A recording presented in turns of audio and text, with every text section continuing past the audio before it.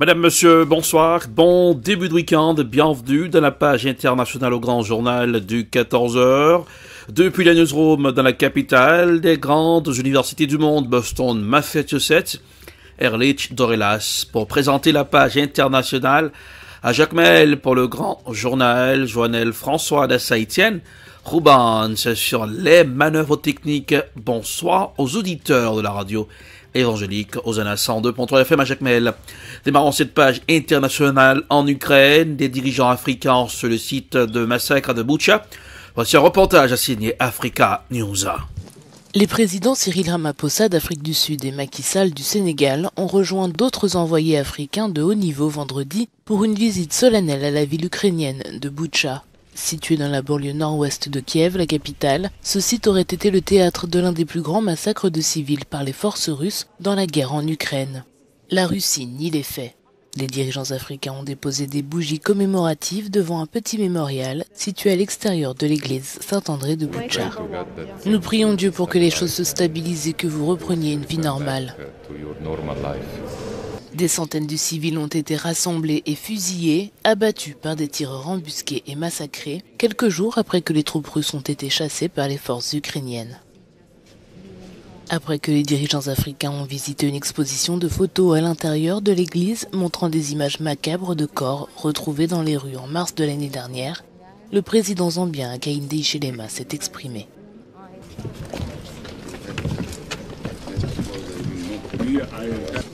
La vie est universelle et nous devons protéger les vies ukrainiennes,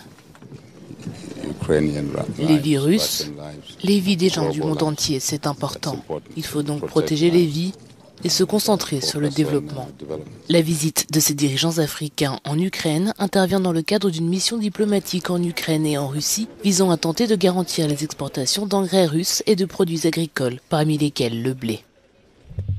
Israël s'inquiète du potentiel transfert d'armes en provenance des États-Unis et d'autres pays occidentaux à l'Ukraine, craignant qu'elle tombe finalement dans les mains de l'Iran et de ses alliés.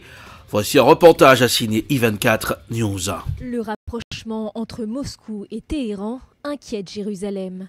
Face au transfert d'armes en provenance des États-Unis et d'autres pays occidentaux à l'Ukraine, Israël craint que ces armes ne tombent entre les mains de l'Iran et de ses alliés.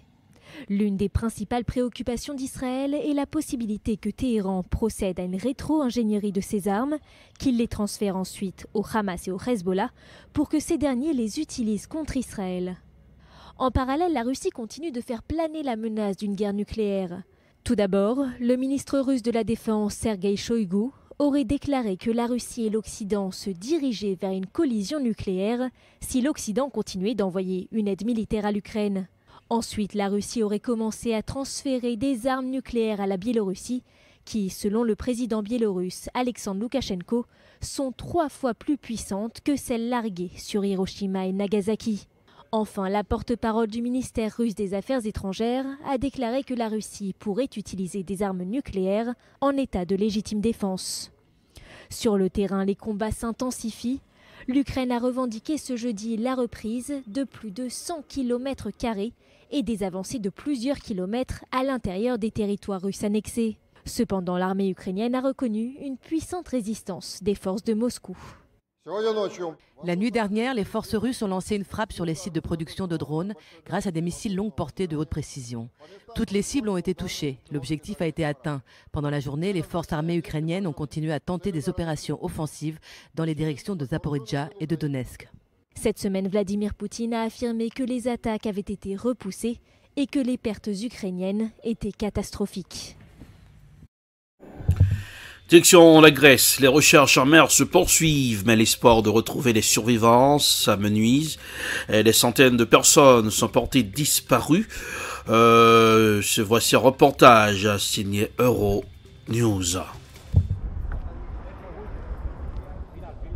Après le naufrage d'un bateau de migrants au large de la Grèce, une centaine de rescapés a été transférée dans le centre d'accueil de Malakassa, au nord-est d'Athènes, ce vendredi.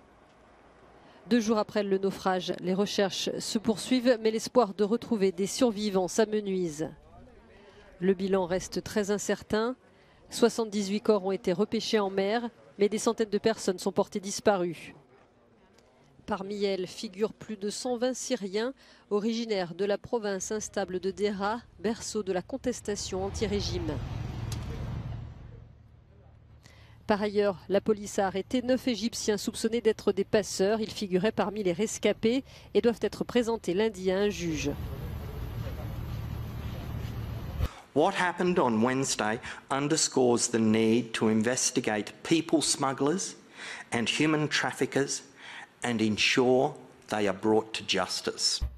L'Organisation internationale pour les migrations déplore l'une des tragédies les plus dévastatrices en Méditerranée depuis 10 ans. Après 2 mois de combats meurtriers, le conflit au Soudan a connu une escalade avec le meurtre d'un gouverneur dans la région du Darfour, où les témoignages sur des violences de grande ampleur contre les civils se multiplient. Voici un reportage signé France 24. 2 mois que les panaches de fumée noire obscurcissent le ciel de Khartoum. 2 mois que les civils soudanais subissent les combats entre l'armée et les paramilitaires des forces de soutien rapide. 1 million des habitants de la capitale ont fui. Les accès à l'eau potable, à l'électricité et aux soins y sont extrêmement difficiles. L'armée et les forces de soutien rapide ne se soucient pas des dommages qu'elles infligent autour d'elles. Et le peuple soudanais en subit les conséquences. Beaucoup de gens sont déjà confrontés à la famine et n'ont pas assez d'argent pour échapper au combat. Le conflit connaît un nouvel épisode jeudi lorsque Khartoum accuse officiellement les paramilitaires d'avoir assassiné un gouverneur. C'est avec regret que j'informe le Conseil que les milices soutenues par les forces de soutien rapide ont arrêté le gouverneur de l'État du Darfour occidental, M. Khamis Abdallah Abaker, qui a été mutilé et tué. Une accusation niée par les forces de soutien rapide, malgré les forts soupçons de l'ONU. Le gouverneur faisait partie des signataires de l'accord de paix de Djouba en octobre 2020 entre groupes armés et autorités soudanaises. Cette mort intervient alors qu'un désastre humanitaire est imminent au Darfour, selon les Nations Unies.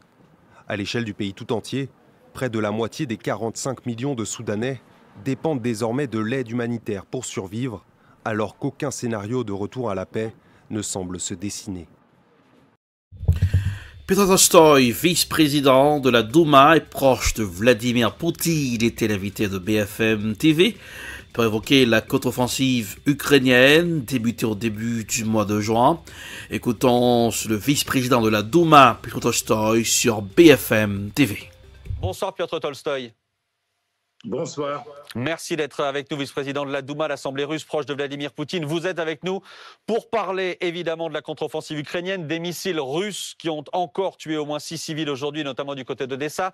Parler de Poutine avec un témoignage troublant qu'on vous montrera tout à l'heure dans une seconde à propos de votre président. Vous serez interrogé ce soir par Elsa Vidal, que je salue, rédactrice en chef de la rédaction langue russe de RFI, par Ulysse Gosset, notre éditorialiste. Bonsoir Ulysse. Par Pauline Simonet, évidemment, qui est avec nous, et Pablo Piovivien, qui est là aussi. Avec une question d'abord, Petr Tolstoï, sur cette gigantesque campagne de désinformation, d'intoxication lancée par des trolls russes, relayée par certaines autorités russes, dénoncée aujourd'hui par la France, une campagne basée notamment sur des faux articles. On en a des dizaines d'exemples qui sont en ligne, de faux articles du Parisien, du Monde, du Figaro, pour raconter à peu près n'importe quoi sur les dirigeants des Ukrainiens occidentaux. Pourquoi faire ça? Pourquoi faites-vous ça, Petr Tolstoï? Quel est votre but?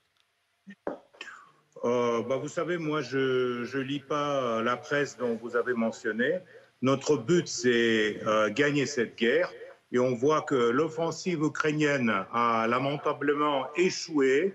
Donc aujourd'hui, tout l'armement de l'OTAN n'a rien servi. Et même dans la sphère de communication, dans laquelle l'Ukraine a produit beaucoup de mensonges à partir du coup d'État de 2014, soutenu par les Européens. Même dans cette sphère de communication, ils ont échoué aussi parce que la plupart des Européens comprennent quelle était la faute de soutenir l'Ukraine et de pousser les Ukrainiens à faire la guerre contre eux. Petr Tolstoï, là, ce sont de vos mensonges dont on parle ce soir. Les mensonges relayés, encore une fois, par les trolls russes, financés par les entreprises russes qui ont tenté de payer Facebook, notamment pour relayer ces faux articles. on parle de vos mensonges et de mensonges de l'Occident en général, parce que vous mentez non seulement sur la situation en Ukraine à partir de 2014, mais vous mentez aussi sur les vraies raisons de tout ce qui se passe aujourd'hui en Ukraine. Vous mentez sur la guerre, vous mentez sur les chiffres des tués, et j'aimerais bien vous dire qu'à partir de 4 juin, il y a 10 000 soldats ukrainiens qui ont été tués. C'est ainsi que se referme la page internationale pour ce aujourd'hui. Merci d'avoir suivi. La production est signée Prod, réalisation Télébeltalk pour le compte de la radio évangélique Hosanna. Pour présenter la page internationale, Erlich Dorelas depuis Boston, la capitale des grandes universités du monde. Couleur du temps pour ce aujourd'hui, Boston, 78 degrés Fahrenheit, ça donne 26 degrés Celsius. À Jacmel, encore à Jacmel, température 90 degrés Fahrenheit, ça donne 32 degrés Celsius.